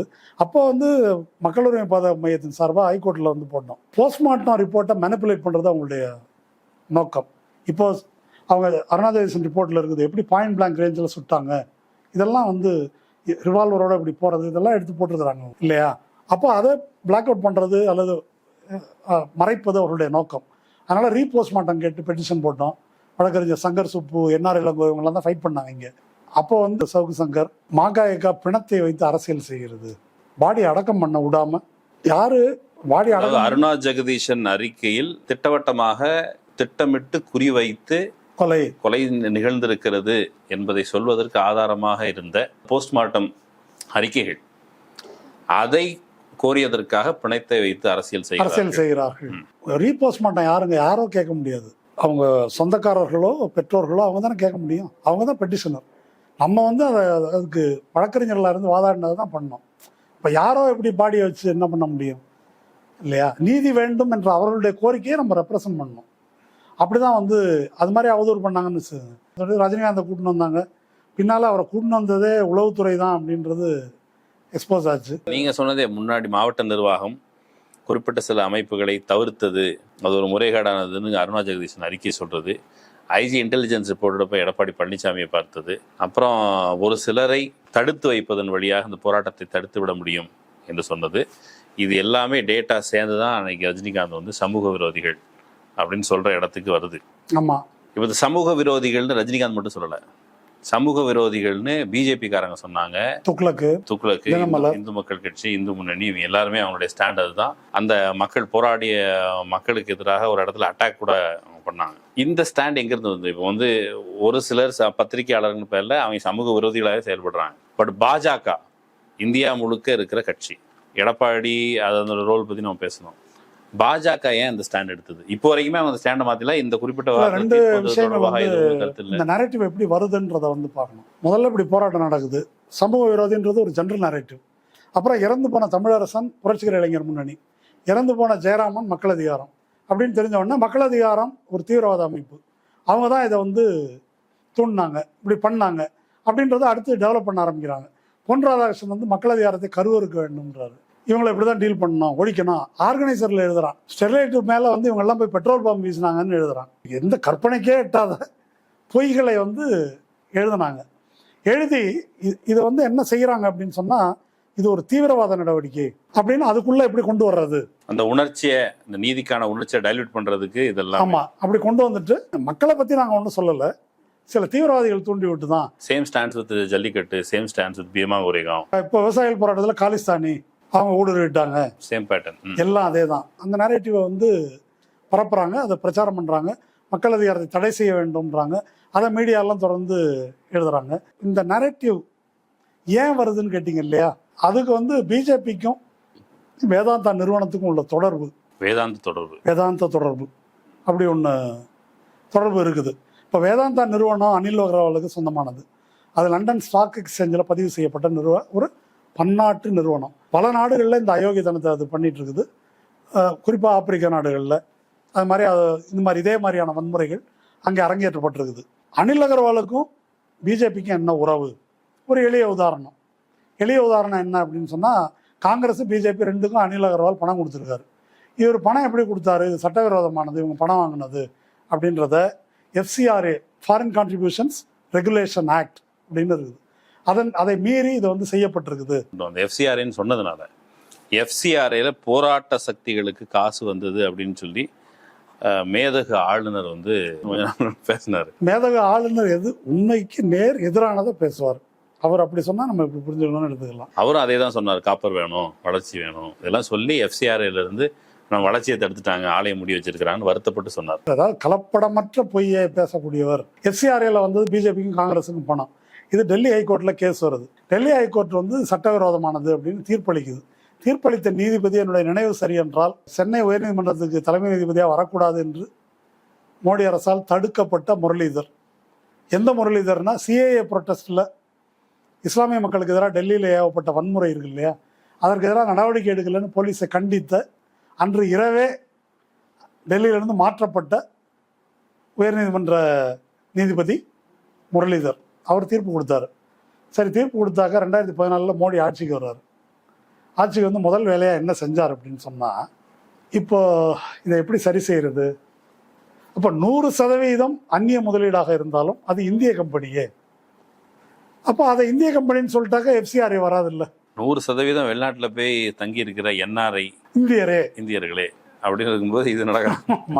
அவங்க தேசப்பற்று மிக்கவர்களாக இருக்கும் பொழுது. ஆமாம், இப்போ ஃபாரஸ்ட் ஆக்டில் ஒரு ரெகுலேஷன் வந்து கொண்டு வந்தாங்க. காடுன்னா எதுன்றதுக்கு ஏற்கனவே வரையறை இருக்குது, ஒரு டிக்ஷனரி மீனிங்கே இருக்குது. ஆனால் எது காடு அப்படின்றதுக்கு இவங்க ஒரு விளக்கம் கொடுத்து இதெல்லாம் காடு இல்லை அப்படின்ட்டாங்க. யார் பழங்குடி? இப்போ காஷ்மீரில் ஐயர்லாம் பழங்குடி.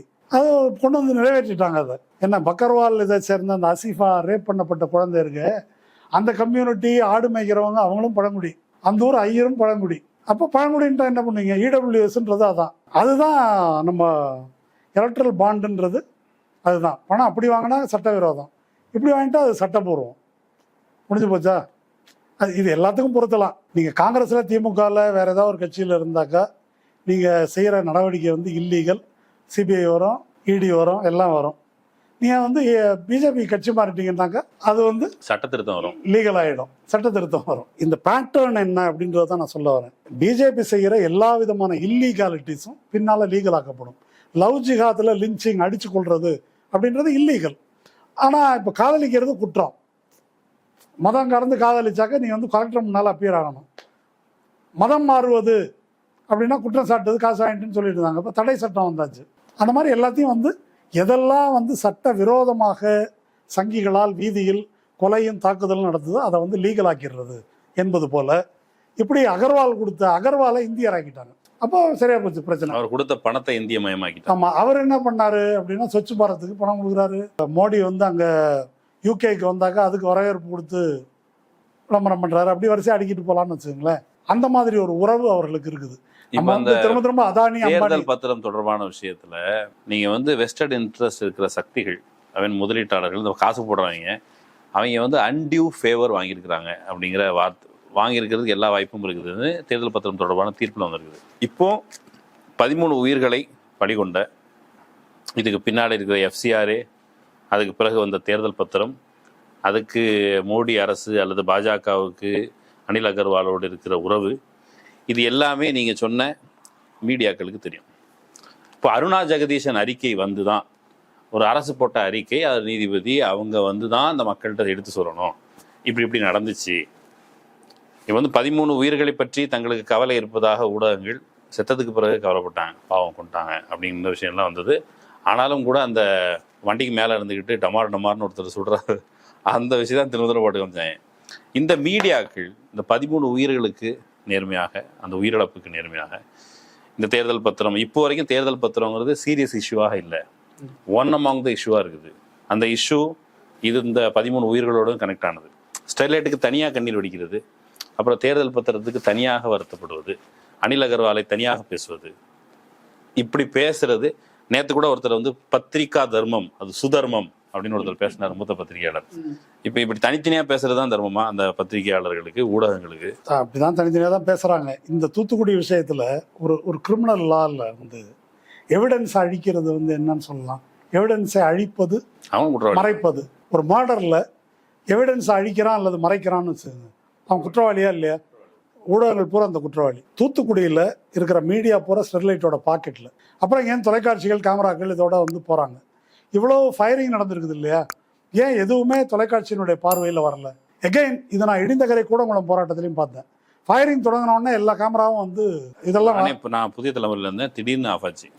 இதுக்கு அப்புறம் வேற ஏதோ ஓடிட்டு இருந்துச்சு. ஆமாம், இவங்களுக்கெல்லாம் ஏதாவது பேசுறதுக்கு யோகியதை இருக்குதா? நம்ம போலீஸ்காரனை சொல்கிறோம், வேற எவனையா சொல்கிறோம், காசு வாங்கினவனை சொல்கிறோம். இதோட இழிப்பிறவிகள் வேற யாரும் கிடையாது. இந்த மாதிரி ஒரு எடப்பாடியை சொல்கிறோம் நம்ம. அதாவது இவங்களுக்கெல்லாம் பேச எந்த அருகதையும் கிடையாது.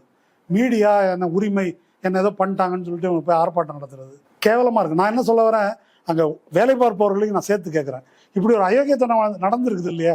நடந்து உண்மை தானே? இதை யார் வந்து வெளியே சொன்னாங்க? ஒருத்தர் வெளியே சொல்லிட்டு வேலையை இழந்திருக்கலாம்ல, என்ன தலையாக எடுத்துருவான்? அதற்கு யாராவது தயாராக இருந்தாங்களா? அப்புறம் அப்படி இல்லாத நபர்கள் நான் ஒரு பத்திரிகையாளர், மூத்த பத்திரிகையாளர், வெங்காய பத்திரிகையாளர், பேசுறதுக்கு எதனா அருகதை இருக்குதா? அதனால இந்த கொலையை வந்து மூடி மறைப்பதில், எவிடன்ஸை டாம்பர் பண்றதுல ஊடகங்கள் எல்லாரும் ஒற்றுமையா இருந்திருக்கிறார்கள். ஸ்டெர்லைட் கிட்ட காசு வாங்கியிருக்கிறாங்க. மோடி அரசுக்கு அடிபணிந்து இந்த வேலையை செஞ்சிருக்கிறாங்க. இதுல எந்த சந்தேகமும் இல்லை. இவங்க வந்து அதுல ஒரு பார்ட்டிஸ், இதுல சட்டப்படி இவங்களை வந்து பார்ட்டி ஆக்க முடியாது. சட்டப்படி பார்ட்டி ஆக்க வேண்டியவனே ஆக்கலைன்னு வச்சுக்கோங்க. அதனால இவங்களை எங்க ஆக்க போறது?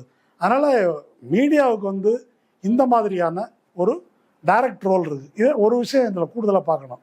திரும்ப திரும்ப நம்ம மே 22 பற்றி பேசும்போது அது ஒரு கிளைமேக்ஸ்ன்னு நினைக்கிறோம்.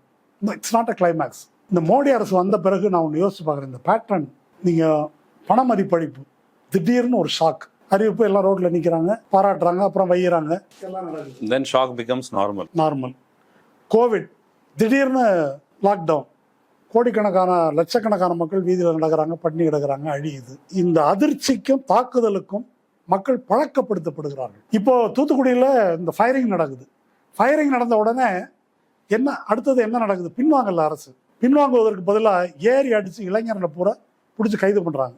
அது அண்ணாதேசன் ரிப்போர்ட்ல இருக்கு. சில வீடியோஸ்லாம் வந்துச்சு. நடராத்திரி தெருவில் போய் நூற்றுக்கணக்கான இளைஞர்களை பிடிச்சி கொண்டு போய் எங்க வழக்கமான இடத்துல இல்லை, எங்கேயோ போலீஸ் ட்ரைனிங்கு, துப்பாக்கி சுடும் பயிற்சி நடத்துகிற இடம், அங்கே கொண்டு போய் அடைச்சி வைக்கிறாங்க. அடின்னு அடி, அந்த மாதிரி அடி. அவங்கெல்லாம் குற்றவாளிகள் என்பதற்காக இல்லை, ஒரு டெரரை வந்து பரப்புறாங்க. கம்ப்ளீட்டாக இன்டர்நெட் வந்து லாக்டவுன். அதை பற்றி ஹிந்துவில் அப்போது ஸ்ரீ விஸ்வநாதன் எழுதியிருந்தார், ஜிண்டால் யூனிவர்சிட்டி ப்ரொஃபஸர். அவர் வந்து தூத்துக்குடி ஃபேபிள்ஸ்னு ஒரு கட்டுரை எழுதியிருந்தார். அதில் ஒரு விஷயம் சொல்கிறார், காசா முனைக்கும் காஷ்மீருக்கும் தூத்துக்குடிக்கும் எந்த வேறுபாடும் இல்லை. 3 இடத்துலையும் எஸ்எல்ஆர் தான் மக்களுக்கு எதிராக, SLR rifles, self loading rifles, 3 இடத்துலையும் மக்களுக்கு எதிராக எஸ்எல்ஆர் பயன்படுத்தப்படுது. 3 இடத்துலையுமே இன்டர்நெட் ஷட் டவுன். இது வரிசையை அடிக்கிட்டு வர்றாரு அவர். சொல்லிட்டு வந்து என்ன சொல்றாரு அப்படின்னாக்கா, இது ஒரு தூத்துக்குடி மாடல் டெமோக்ரஸி, இது குஜராத் மாடல் போல. ஆமா, இது ஒரு புது இது வந்திருக்குது அப்படின்னு. அப்போ இந்த தாக்குதல் இருக்கு இல்லையா, இந்த ஷாக்குக்கு வந்து பயிற்றுவிக்கிறாங்க. இந்த சம்பவம் நடந்த உடனே அரசு பின்வாங்கல. மாநில அரசு வந்து பூட்டி சீல் வச்சிடறாங்க. ஒன்றிய அரசு என்ன செய்யுது? நேஷனல் கிரீன் ட்ரிபியூனலுக்கு அவன் போறான். கிரீன் ட்ரிபியூனல் வந்து விசாரணைக்கு எடுக்கிறான். விசாரணைக்கு எடுத்து அதில் ஸ்டெர்லைட் இப்படி ஒரு வாதமே வைக்கிறான். கமிட்டி ஒன்று போடுங்க, கமிட்டி போய் ஊரில் விசாரிக்கட்டும், அந்த கமிட்டி என்ன சொல்லுதோ அப்படி செய்யலாம். ஆனால் அந்த கமிட்டிக்கு ஒரு தமிழர் வந்து தமிழ்நாட்டு நீதிபதி கமிட்டிக்கு தலைவராக இருக்கக்கூடாதுன்னு கேட்குறான். எவ்வளவு திமிர் இருக்கணும் அப்படின்னா என்ன பொருள்? அதுக்கு தமிழ்நாட்டு மக்கள் இந்த உயிரிழப்போடு ஒன்று இருப்பார்கள். தவறி கூட அது வரக்கூடாது. இப்போ தமிழ்நாட்டுக்காரன் கவர்னராக வரக்கூடாது, தமிழ்நாட்டுக்காரன் ஜட்ஜாக வரக்கூடாது, தலைமை நீதிபதியாக வரக்கூடாது, தமிழ்நாட்டுக்காரன் ஐபிஎஸ் ஐஏஎஸ் ஆஃபீஸராக இருக்கக்கூடாது. எப்படி இந்த இட்ஸ் அ டிசைன் அவன் இருக்கக்கூடாதுன்னு கேட்குறான். அதை என்ஜிடி வந்து ஏற்றுக்கொள்கிறான். ஏற்றுக்கொண்டு ஒருத்தரை போடுறாங்க. அந்த ஆள் வந்து இங்கே வந்து விசாரிக்கிறான். இங்கே விசாரித்தா அங்கே வந்து ஸ்டெர்லைட் பஸ்ஸில் கொண்டு வந்து ஆளாக இறக்குறான். எங்களை உள்ளே விட மாட்டேங்கிறாங்க, மக்கள் வர்றவங்கள உள்ளே விடலை. சென்னையில் 2 இடத்துலையும் இருந்தாலும் அதை மீறி போனோம், இது பண்ணோம். ஆனால் என்ஜிடி கடைசியில் தீர்ப்பு என்ன அப்படின்னா திறக்கலாம். இதெல்லாம் எப்போ? இந்த ரத்தம் காயறதுக்குள்ள சில மாதங்களில் திறக்கலாம் அப்படின்னு தீர்ப்பு வழங்குறாங்க. அதை எதிர்த்து உயர்நீதிமன்றத்துக்கு போனால் உயர்நீதிமன்றம் வந்து திறக்க முடியாது, உனக்கு அந்த அதிகாரம் கிடையாதுன்னு சொல்லுது. உடனே சுப்ரீம் கோர்ட்டுக்கு அவங்க போகிறாங்க. யார்? ஸ்டெர்லைட். போய் சுப்ரீம் கோர்ட்டு ஆமாம் அதிகாரம் இல்லை, என்ஜிடிக்கு அதிகாரம் இல்லை, இப்போ ஹைகோர்ட்டில் பேசிக்கன்னு. ஹைகோர்ட் விசாரணை நடத்தி விட்டு ஒரு நீண்ட தீர்ப்பு 600 பக்க தீர்ப்பு கொடுக்குது. அது வந்து லாக் பண்ணது சரிதான் அப்படின்னு சொல்லி தீர்ப்பளிச்சிடுறாங்க. அதை எதிர்த்து இப்போ சுப்ரீம் கோர்ட்டுக்கு போய் தான் இந்த உத்தரவு வந்துருக்குது. இது ஓவராலாக இப்போ நான் சொல்றது, அந்த இவங்களை கைது பண்ணுறாங்க. இவங்க ஹரிராகவன், வாஞ்சிநாதன், இவங்க மேலாம் 60-70 கேஸு. NSAல 6 பேரை வந்து மக்கள் அதிகாரம், உள்ளூர் மக்கள் வந்து குண்டா சாக்கில் தூக்கி உள்ளே போடுறாங்க. இப்போ இதெல்லாம் நான் கடன்னு சொல்லும்போது இது ஏதோ ஒரு மளிகை கடை கணக்கு மாதிரி வருது. இது பட் இட்ஸ் பெயின். நீங்கள் அதை அனுபவிச்சுக்கிட்டு இருந்த அசாத்தியமான மக்கள் அதிகாரம் தோழர் ஒருத்தர், இஸ்லாமியர், அவர் அப்பா 2 பிள்ளைங்க, காலேஜ் பையங்க, எல்லாரும் NSA. ஏதாவது லாஜிக் இருக்கா? முஸ்லீம்ங்கிறது தான் ஒரே பிரச்சனை. அப்போ இந்த மாதிரி ஏகப்பட்ட பேர் இதனால பயந்து நடுங்கி, அப்போ நீ வந்து காட்டி கொடு, மக்கள் அதிகாரத்துக்கு ஏதாவது ஸ்டேட்மெண்ட் கொடு, இவங்க தான் தூண்டி விட்டாங்கன்னு ஸ்டேட்மெண்ட் கொடு. மிரட்டல். இது கொடூரமான முறையில் நிகழ்த்தப்பட்டது. ஸ்டேட் அது வந்து வேதாந்தாங்கிற தனியார் நிறுவனத்திற்கு ஆதரவாக ஒரு பக்கம், இந்த பக்கம் உச்சநீதிமன்றம், உச்சநீதிமன்றம்னு போய் இப்போ ஸ்டே வந்து கன்ஃபார்ம் ஆயிருக்குது. அப்படின்னா கூட ஸ்டே இல்லை, அது தீர்ப்பு மூணது தான் அப்படிங்கிற மாதிரி தீர்ப்பு வந்துருக்குது. இந்த ரவுண்டு இந்த பக்கம் சட்ட ரீதியான போராட்டம், அதுக்கு வந்து வழக்கறிஞர்கள், இப்போ ஹரிராகவன் சொல்றீங்க, வாஞ்சிநாதன் தோழர் சொல்றீங்க, இன்னும் பலர் வேலை பார்த்துருக்காங்க.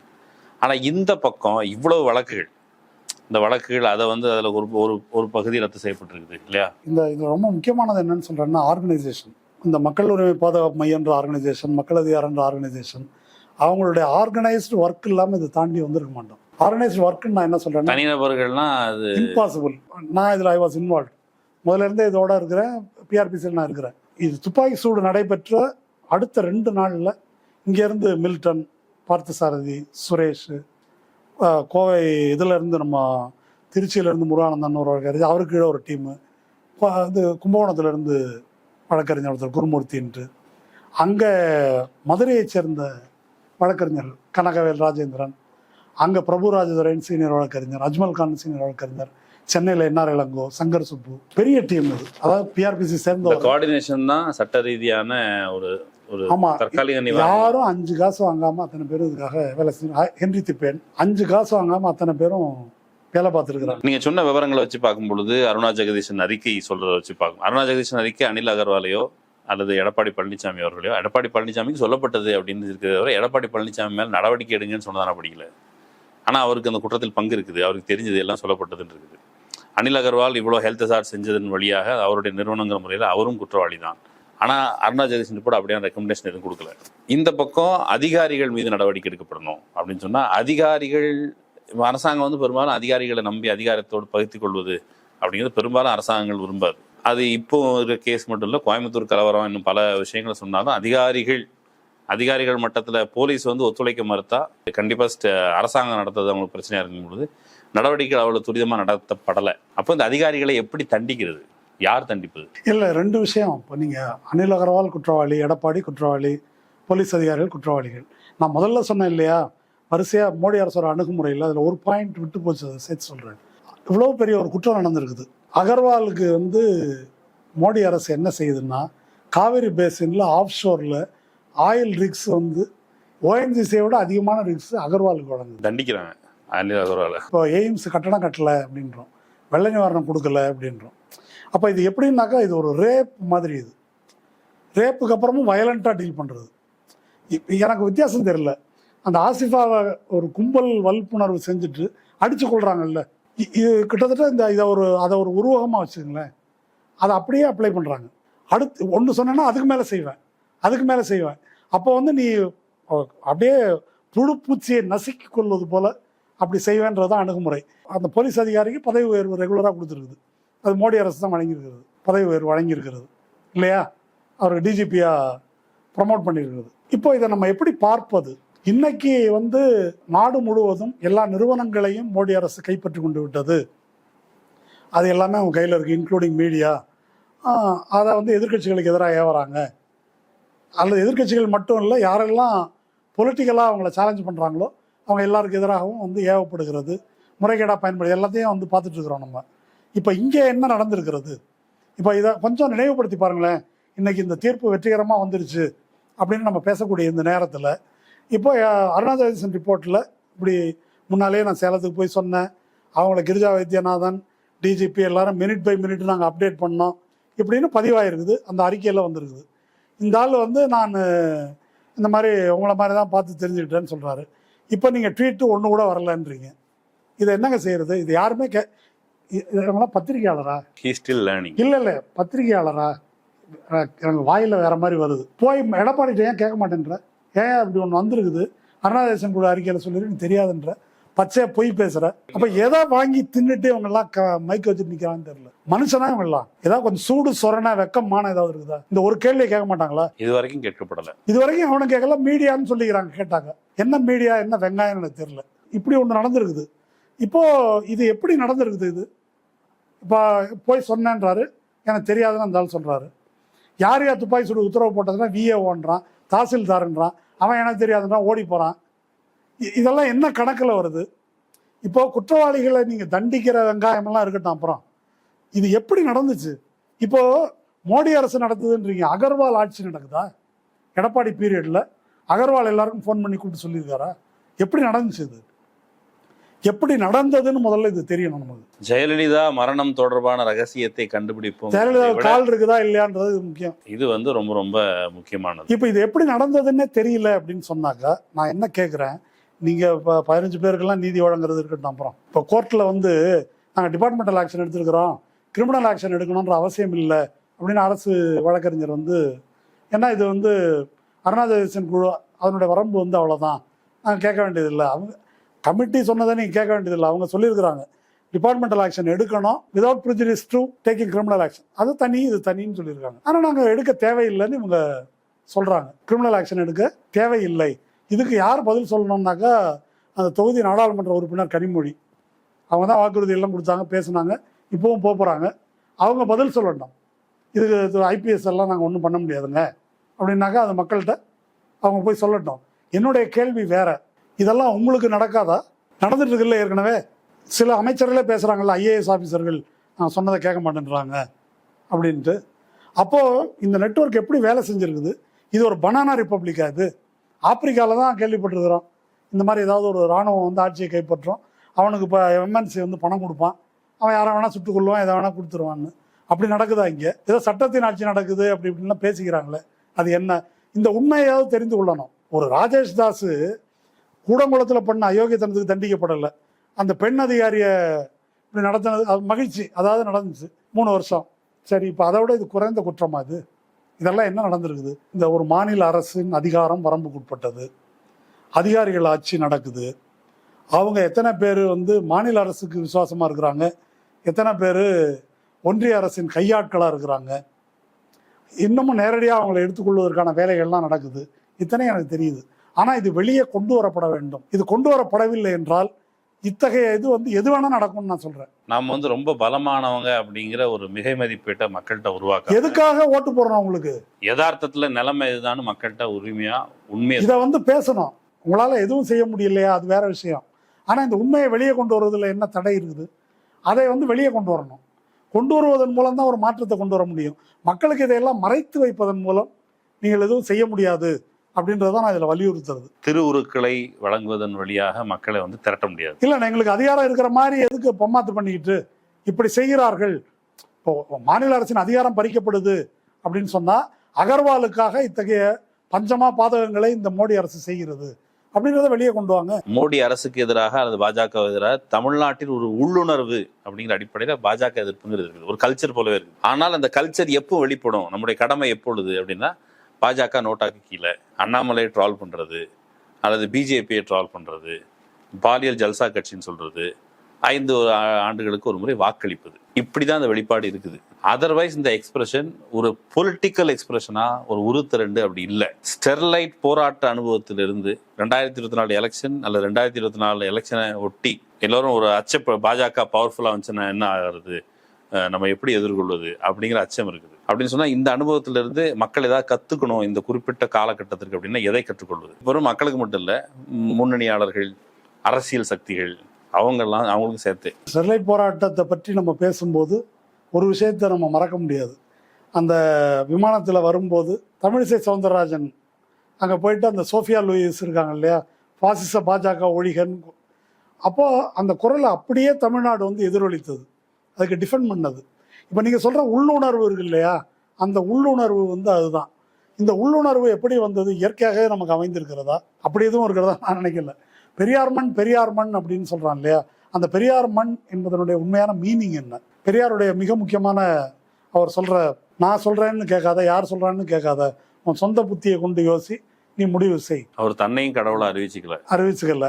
அப்போது சொந்த மூளையை கொண்டு இதை நீங்கள் அப்படியே நேர ரிலேட் பண்ணுங்க. நீங்கள் சில தலைவர்கள் வந்து இல்லை நாங்கள் காலேஜ் மைதானத்தில் போய் உட்காடுறோம் அப்படின்னு தனியாக முடிவு செய்த போது, அந்த சொந்த புத்தியை கொண்டு யோசி, நீ முடிவு செய் அப்படின்னு சொன்னது வந்து அங்கே குமரட்டியாபுரத்துலையும் பண்டாரம்பட்டியிலையும் இருக்கக்கூடிய ஒரு பெண்ணுக்கு வந்து ஒர்க் பண்ணுது. நீ எப்படி சொல்லலாம் என்பது வந்து வருது. மக்கள் கமிட்டிங்கிற எம்பவர்மெண்ட் அவங்களுக்கு. ஆமாம், எம்பவர்மெண்ட்ன்றது அதுதான். அப்போது தன்னுடைய அதிகாரம், தன்னுடைய முடிவு அப்படின்றத பற்றி அது சுயமரியாதையோடு பிரிக்க முடியாமல் இணைந்திருப்பது. அப்போது இதுதான் ஜனநாயக உணர்வுன்றது, டெமோக்ராட்டிக் கான்சியஸ்னஸ் அப்படின்றது அதுதான். அது வந்து ஒரு திராவிட இயக்க செயல்பாட்டின் வழியாக இந்த சமூகத்துக்குள்ளே அப்படி பரவி இருக்குது. அது என்னன்னு தெரியல, ஒரு பனிமூட்டம் மாதிரி பரவி இருக்குது. அதை நீங்கள் உள்ளுணர்வு அப்படின்னு சொல்கிறீங்க. அதனால தான் கோயிலுக்கு போகிறாங்க, ஆனால் பார்ப்பன ஆதிக்கத்தை ஏற்றுக்கொள்ள மறுக்கிறார்கள். கோயிலுக்கு போகிறாங்க, ஆனால் கடவுள் நம்பிக்கை இல்லாதவர்களுக்கு ஓட்டு போடுறாங்க. இதெல்லாம் அவர்களுக்கு வியப்பாக இருக்குது இல்லையா? இப்போ கேரளாவை எடுத்துக்கிட்டிங்கன்னா கம்யூனிஸ்ட் இயக்கத்தின் வழியாக அந்த உணர்வு, டெமோக்ராட்டிக் கான்சியஸ்னஸ் அது பரவி இருக்குது. கம்யூனிஸ்ட் கட்சியே மேற்கு வங்காளத்தில் ஆட்சி செய்திருக்கிறது என்றாலும் சமூகத்தில் அது வந்து அப்படி பரவலை. இப்படி பரவி இருக்கிற இடங்கள்ல தான் இந்த ரெசிஸ்டன்ஸ் வந்து வருது. இது எப்போதுமே அப்படியே இருக்குமா அப்படின்னா எப்போதுமே அப்படி இருக்காது. அது எப்பொழுதும் தங்கி இருப்பதற்கு தொடர் பிரச்சாரம் மட்டும் போதாது, அதுக்கான ஃபார்ம், வடிவம் வந்து வேணும். இப்போ தூத்துக்குடி போராட்டத்திலிருந்து என்ன கற்றுக்கொள்ளுகிறோம் அப்படின்னா, மக்கள் கமிட்டி இருக்கு இல்லையா, போராட்ட கமிட்டி, மக்கள் கமிட்டி அப்படின்றது அது ஒரு வடிவம், ஜனநாயகத்தை எக்ஸசைஸ் பண்ணுறதுக்கான வடிவம். ஜனநாயக உணர்வுன்றது அதை எக்ஸசைஸ் பண்ணுற நடைமுறையின் வழியாக தான் அது அலைவாக இருக்க முடியும். அது இல்லாமல் 5 வருஷத்துக்கு ஒரு வாட்டி தான் அதை எக்ஸசைஸ் பண்ணுவோம் அப்படின்னு சொன்னால் அது இருக்காது. குறைந்தபட்சம் 2 தேர்தல் 3 தேர்தல் நடக்கும். ஒரே நாடு ஒரே தேர்தல் எக்ஸசைஸ் பண்ண முடியாது. அது அதில் இருக்காது. அப்போ என்ன செய்ய வேண்டி இருக்கிறது?